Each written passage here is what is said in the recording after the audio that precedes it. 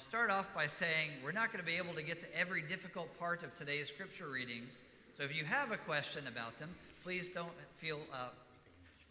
not hesitate to reach out to me and talk through them. Zephaniah has a whole lot going on, and it's always awkward to, again, once tell the kids about weeping and gnashing of teeth. I feel like they're hearing that a lot these days. We will get to and dig into some of the gospel, but not everything will be dug into unless you want to be here till 2 this afternoon. I think we don't want to do that.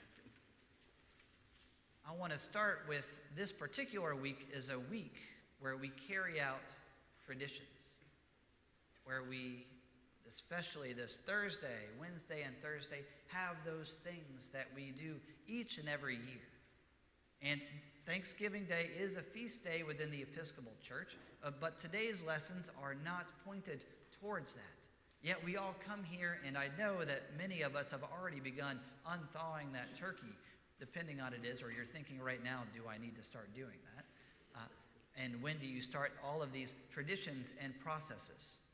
Things that give us comfort that we do each and every year, and things that we have changed throughout the years. And what remains constant and what changes are things on which we focus on in the gospel and through our readings. This Thursday, I will look forward to see if a certain young scholar will be able to get his scholarship to Boatwright University as he tries to every single year. An obscure tradition in our household, if you got that reference, I'm impressed. An obscure tradition in our household is to watch, first on VHS and then on DVD and now streaming platform, the Walton's Thanksgiving Special, where John Boy comes home from Boatwright University expecting to take the scholarship exam so that he can afford to go back to the university. Going home to the Walton's Mountain, where on this family-centered television show set in the 1930s, Depression era, they are continuing in traditions. And yet, when they come home for this Thanksgiving special, things have changed. And John Boy, the one who is from Boatwright University, comes home and seeking to speed up the cutting of lumber, has doubled up on them with his father and grandfather, and going about things the way he always has, is smacked in the head as the belt breaks and has received quite a blow. So much so that he ignores the symptoms of a concussion as he tries to plow through this Thanksgiving and take the exam, until in the exam time, looking at the page, unable to see it and complete the exam, perhaps losing his scholarship because of the pressure on his optic nerve. Things were not the same, even as he tried to force it and make it the same way that it could have been. And in the season of traditions, everybody wanted a slightly different role on this particular Thanksgiving special. We seek those things that are of tradition and go out to carry the regular because they do give us comfort. We like to rest in those things that are known to us and where we can have that kind of security in knowing what will happen and how it will turn out. And if you're able to cook the turkey the exact same way every single year, kudos to you for being able to have the same result year in and year out.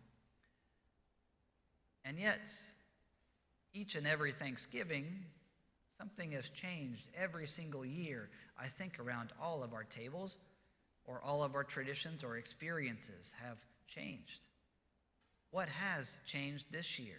Some of those things are joyful components where a different person is sitting at your table, and sometimes there are empty chairs. Sometimes there's new people added to the mix, and sometimes there are new things being added into it. I can't say that adding the Walton's Thanksgiving special was extremely welcomed by my littlest ones. I don't know if it aged too well for them. But what has changed is something that is going to be on our minds this year as we go into the comfort of our traditions. And what do we expect out of them? Well, I'm going to dig into our letter from Paul, read by Sean a few moments ago, which speaks to the comfort which we might seek and which is being sought within that particular community, and yet in a community where things have been changed forever by the birth, death, and resurrection of Jesus Christ. We've been reading through 1 Thessalonians for a few weeks now, and I don't think we've actually had a sermon that digs into it. This is to give you a little bit of context, this is the oldest text in our New Testament. So it is older than all of the Gospels that we read each and every week. Think about it, about a little bit over 20 years after Christ's death and resurrection. So it is in fairly good memory that this is being written and recorded. And Paul's writing within good spirits to the people of Thessalonica, part of the larger Roman Empire, about not losing hope. It's already been 20 years, and Jesus is already supposed to have returned. That second coming is supposed to have happened. So people are getting lost in the complacency, perhaps, of Jesus not coming. What we read last week is tethered to what we just read a few minutes ago. Last week, the passage was focusing on the hope of salvation, what is to come after this life, after this flesh and bone expires, the hope that we have that this isn't it. And then transitions into where we are today. That hope on which we look for in the future is made manifest in the here and now, focusing on the hope that is found in the community that they need, seeking to build each other up. And don't fall asleep. Don't lose hope in what just happened only 20 years ago, that Christ will come again, and this isn't it. And yet the hope, the presence of Christ is present in the here and now. And they're encouraged to build each other up. So Paul, leaning on what they would have known, this isn't a particularly Jewish community. It is more Greek, and within the Roman Empire, they would have known this term build up, which comes from the Greek philosophers of building up moral character. And you see Paul speaking to some of it in sobriety, things of the night and things of the day, building each other up where we need each other to encourage in this hope that we all know is there. To encourage to be people of the day. Borrowing from John's gospel, Jesus being the light of the world, the day being those of Christ. Being the light, being the day, and living into that hope that was manifest on that day of the resurrection, and that is present in the here and now, in the flesh that we have in the here and now. In the peace and security of the daily lives, that thing we seek for the comfort, if only we can get to that place of peace and security, is something that can be thought of within our own controlled self, the illusion of control at least. And that's what Paul is talking to. It would have been actually a tagline of the Roman Empire. The peace and security he's referencing may have been on currency of the day. The peace and security is an illusion. And that what is truly sought is the continual change that happens with the hope that was found in Jesus Christ. The hope that is made manifest as we all seek to build each other up in the love of Christ that has happened. The change that has occurred over the years, we look to this day and we are caught up as we try to maintain certain traditions in the way things always have been, that they are not. The change continues in the peace and security. We are caught up short day in and day out by the illusion of control within our society and within our own lives. And the response to it is the hope found in the love that was not a singular event that happened at Jesus' death and resurrection, but a hope that was made and begun and continues to work in and through us. A hope that asks us not to maintain and be the same person year in and year out, but to live into who we are becoming and to grow closer to who God is calling us to be.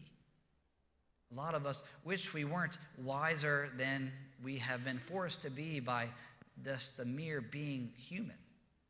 We wish we didn't have that kind of wisdom. And yet we've been made more into who God is calling us to be in this flesh and bone and in where we are going. And the hope is that we will make Christ manifest in our own lives. The one who buried the single talent was seeking for the security. He didn't want to lose it. He wanted to make sure it was safe and maintained. And the ones with the 2 and the 5 were those who recognize that it will be changed and invested. We seek not to simply maintain, but to continue to grow closer to God in the hope that will come, that is present in the here and now. The hope that can be found as we build up each other. What about all this going to sleep and staying awake? There's something going on with that because God knows that we cannot maintain that level of vigilance at all places and at all times. And Paul here knows what is going to be written in the Gospels a little later on. In the Garden of Gethsemane, the disciples, on the darkest night, cannot seem to stay awake. They fall asleep. God knows that we tend towards that way from time to time. And during those darkest Gethsemane moments, we look to the people of hope around us to lift us up out of those times.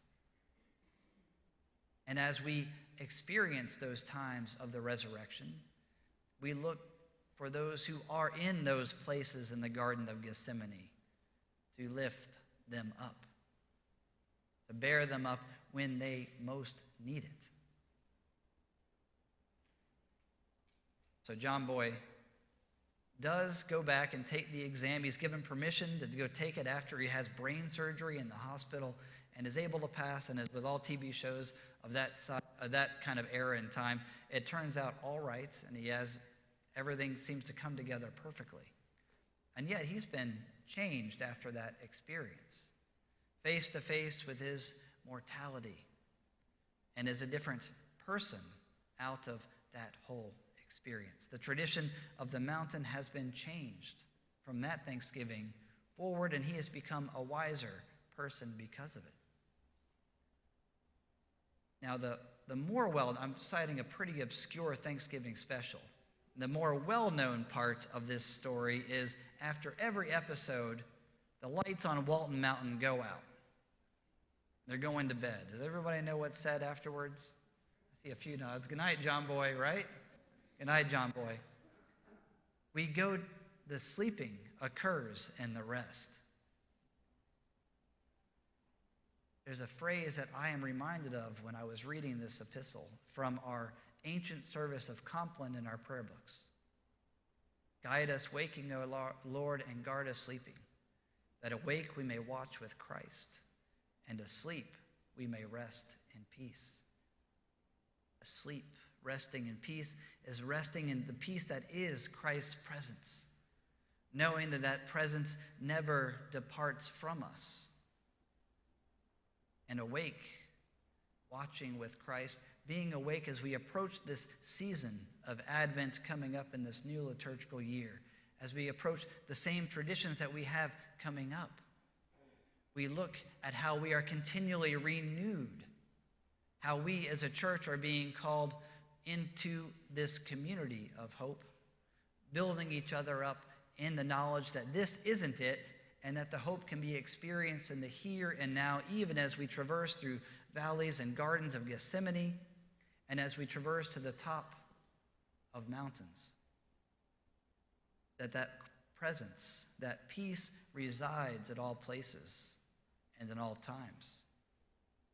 How might we carry that hope into a hurting world where fear continues to be prolific, in a hurting world where grief might be overwhelming, in a world that needs to know the hope of the joy of the empty tomb. Let us carry that hope this particular week as we continue to build each other up and carry that into the world. Amen.